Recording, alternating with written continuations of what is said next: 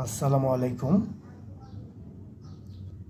আজকে আমি একটা বিষয়ে কথা বলবো। বিষয়টা হচ্ছে, যারা চট্টগ্রাম বন্দর নিয়ে রাজনীতি করছেন, বলছেন যে বিদেশের হাতে তুলে দিয়েছে, আমি তাদের উদ্দেশ্যে বলবো।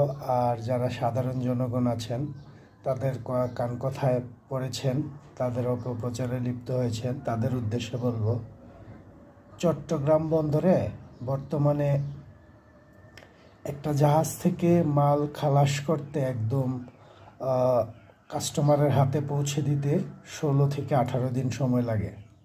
কতদিন? 16 থেকে 18 দিন। এখন সেটা যাদের এখন লিজ দেওয়া হয়েছে, তারা এই কাজটা করবে কত সময় জানেন?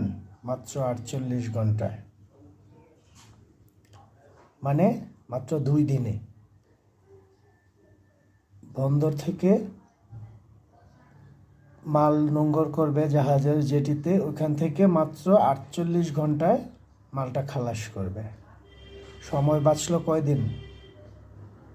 যদি 18 দিন হয় 16 দিন, বা 16 দিন হলে 14 দিন।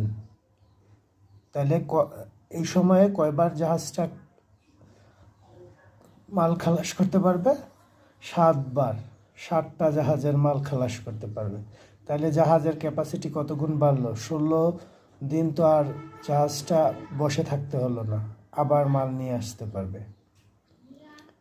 এরপরে আসি অন্য বিষয়গুলো।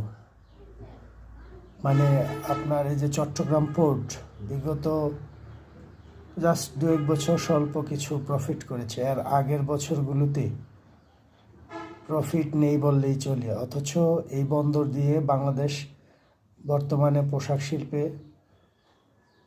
একদম প্রথম স্থানে আছে, প্রচুর পরিমাণে রপ্তানি করে। অথচ এই বন্দরের লাভ দিয়ে বাংলাদেশকে চালানো যেত। লাভ হয়েছে কি পরিমাণে!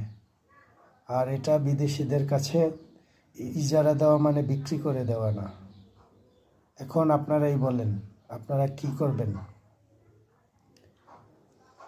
যদি 16 দিন জাহাজটা বসে থাকা লাগে, এখানে এই যে গার্মেন্টসে আপনারা জানেন টাইম পিরিয়ডটা খুবই গুরুত্বপূর্ণ বিষয়। সঠিক সময় মাল শিপমেন্ট না দিতে পারলে বায়ারকে জরিমানা দেওয়া লাগে।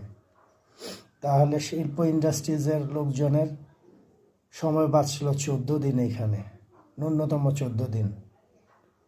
এরপরে হয়রানি, লেবার বিদ্রোহ, এইসব কিছুই থাকবে না।